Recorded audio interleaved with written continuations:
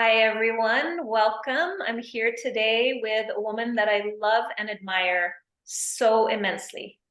Shirley Waru, you are a heroic being. I want to give you the space to introduce yourself and your cause. So would you love to maybe start with a prayer and then we'll jump in? Yes, I'd like to start with a karakia. Thank you, Summer.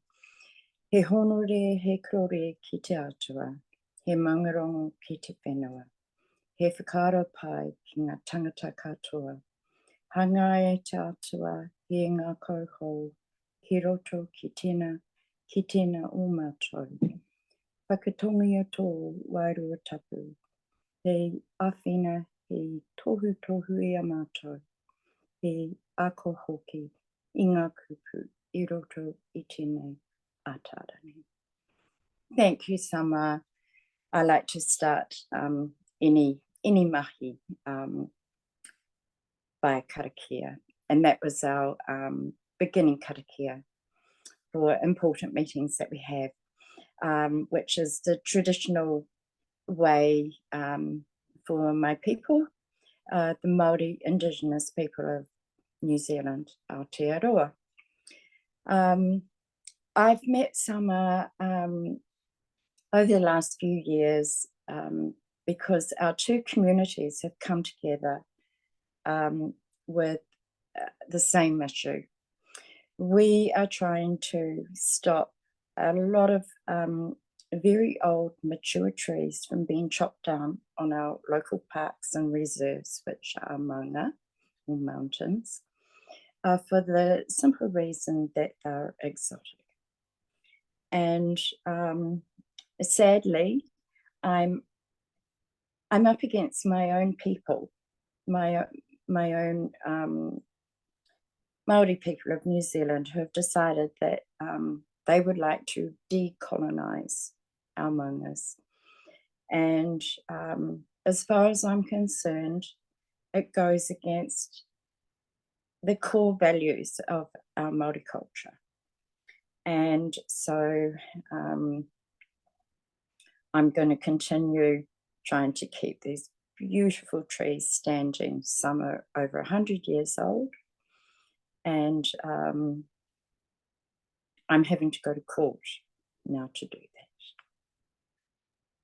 Oh, Shirley, thank you for that introduction. Thank you for the prayer, and thank you for getting to the core of the issue. Is that the interpretation of what is now called decolonization is actually rubbing up against the core principles of many Indigenous cultures. And its governing principles of these manners of decolonization may be run by more corporate interests. So what are you needing? Because some of your trees were targeted recently. I want to respect that it's very emotional for you and we don't have to talk about it too much if you don't want to, but there was a loss. And so what are you doing now? What is at stake and what do you need? Yes. 3 weeks ago, we had 60 very mature trees felled on our maunga. It was a surprise. We'd been through quite a bit of consultation over the last 6 months and we just weren't expecting it. So unfortunately, the felling started the day before I found out. But some of the trees that have been felled were over 100 years old. And also a couple of trees in particular are trees that our native heron come to every year to nest in.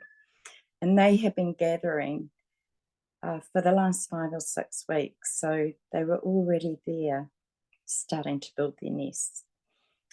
So it was very upsetting for them.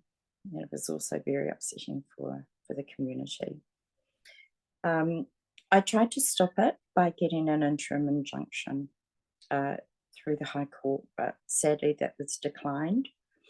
The judge thought that the works were too far advanced, and because hundreds and hundreds of thousands of dollars have been spent on this felling, the court decided that the money was more important than the trees in our community. However, I have gone ahead and I have filed in the High Court a judicial review, and the object of that review is to have the resource consent annulled or quashed, as our barrister would put it, to make the Tūpuna Maunga Authority and Auckland Council, who are in co-governance together, start all over again and consult properly with our community. The current approved resource consent is non-notifiable. So this is part of the reason why our community had no idea that the felling was going to begin.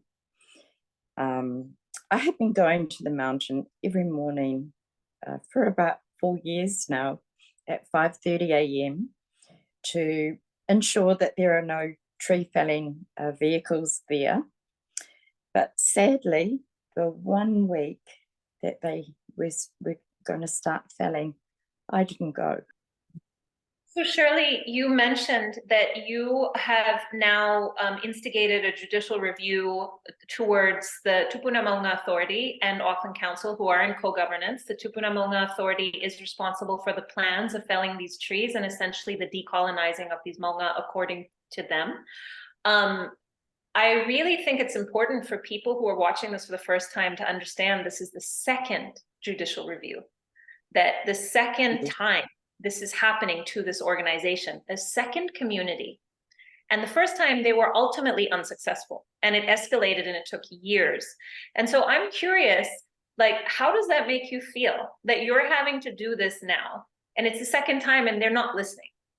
It makes me feel very confident that we can win because we have a precedent in court already. Our resource consent is literally a copy and paste of the resource consent for Ōwairaka. Both maunga have the same reserve status. They're parks, reserves, and recreation areas. So we just can't lose. I have, unfortunately, had to start a Give a Little page to raise enough money to pay for this challenge. And it's only been going for a couple of days and it's off to a really good start, but we've still a bit of a way to go. I think it's really fortunate because as people contribute, they feel they're part of this. And this is part of, I think, what organizations like the Tūpuna Maunga Authority don't realize that they're doing is that they're uniting people. Like sometimes you unite people through inspiration and sometimes you unite them through irritation, but either way, you're uniting them. And that's what's happening right now. So I do feel your hope, and I am really excited and hopeful that things go well. Would it be possible to share with people what's at stake here? If you had not instigated this judicial review, what do you stand to lose and what are the impacts on your community? Because this is the part that's often covered up. Yes. So my community is actually very poor. We have the lowest decile rating for schooling. We have the highest rating for mental health. We have a lot of homelessness. We have a lot of people who are having difficulty feeding themselves on a daily basis. Many are just very ordinary people working in factories. Our area is actually 75% commercial and industrial and 25% residential. So most of the people that live here work in the factories that are adjacent to where we live, to where our residential area is. So for me to try and ask my community to help fund it is very difficult because people literally don't have very much money here. But the main reason that I'm fighting for our green space is because when you're a low socioeconomic area, your parks and reserves are super important. People that live here don't have holiday homes. They don't even have holidays. So if you get, you know, a break, you head to your local park and reserve. And our park and reserve at the moment it's just amazing. We've got 17.5 hectares of land, and 75% of the trees that stand on it are exotics. We also have an incredible native bird life, and they rely on that habitat. If all of the exotic trees are felled, not only will our community lose a green space where they can go and walk within an environment that has very old trees. And I mean, some of these trees are tall. And it's just amazing to go there. I go there every morning, walk my dogs, do my karakia. I don't see anyone. You know, it's such a vast area that you can just go and have your time on your own. But anyway, I have a little page I've had to create to help fund this judicial review. Normally, the cost of a judicial review would be in excess of $100,000. But I've been really lucky that one of the barristers who was a support barrister for the first judicial review taken out with the same people for your community summer, for Mount Albert and the Maunga of Ōwairaka. He's said that he will do it for a lot less. So hence I am fundraising. My goal is to raise 30,000 New Zealand dollars to pay for the judicial review. Our barrister will not be making a great deal out of it. And he's only young. He's only 30. It was so touching, just the way that you described the generosity of this barrister and the generosity of so many people and in your cause and in your plight. And, you know, one of the things that really strikes me is people don't understand the many, many costs to a community that you've described so well as lower socioeconomic and a very low green space. Like when I was there, I saw what you meant, just the car yards. It's like the photos show oceans of concrete and factories and this kind of like apocalyptic landscape, right? If you remove the only high green space in the area with this kind of rain, this kind of like essentially climate change hitting us real hard in the last couple of years, it's only going to get more intense all over the world. I am very worried about flooding in your neighborhood. Is there anything you want to say around that? I know there were some big impacts to you guys. Oh, look, I totally agree, Summer. We had a lot of bad flooding in the area, and in fact, this really upsets me because we had people with human excrement flooded into their backyards, and it's an issue that they've actually been putting up with for 40 years. And so that's right within our community. And yet all this money is being squandered to fell perfectly healthy trees. You know, and I just want to reinforce, your community is predominantly Māori and Pacifica, correct? Yes, it is. If that's the case, and millions are being spent on cutting down non-native trees that protect that community while there's feces in their backyards, what kind of decolonization is this? It doesn't make any sense, Summer. But unfortunately, not enough people are listening. As you said earlier, this is something that's going on globally, or any country that was part of colonization is going through exactly the same changes that we're going through here. For us, it's to do with the United Nations Declaration for the Rights of Indigenous People. And that's something that I totally believe in. But I am watching my core values of my culture being torn apart. We do not differentiate between species in the environment. We do not fell completely healthy trees. And we do not do this to a community that is predominantly our own people. So what I'm hearing you say, Shirley, and I want to paraphrase this because I really want people to understand, is you are not only fighting for your trees, you are fighting for the preservation of your culture. Absolutely. It's called Macho Maori. You know, and to put in simple terms, we have baskets of knowledge. And those baskets of knowledge belong to all of us. It doesn't matter which iwi we come from.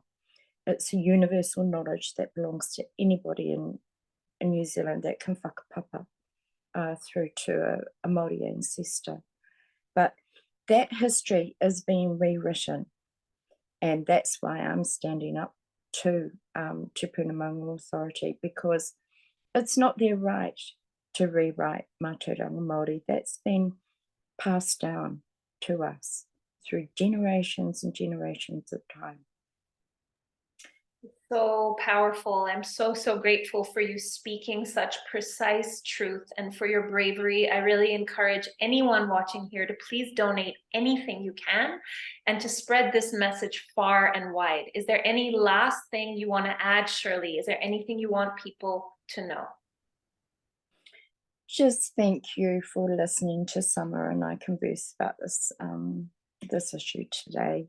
New Zealand is far, far away from many countries in the world. A lot of people don't even know where we are. But we have a beautiful country at the moment. But we are felling trees at a very rapid rate. And if it continues, we just won't have any trees left. So thank you. Thank you, Shirley. Bless Can I you. finish with the karakia? Yes, please, go for it. Kia tau, kia tata katoa, te ata whai o tō tātou ariki, aihu karaiti, me te aroha o te atua, me te whiwhinga tahitanga, ki te wairua tapu, aki aki, amen. Kia ora, Summer. Thank you, Shirley.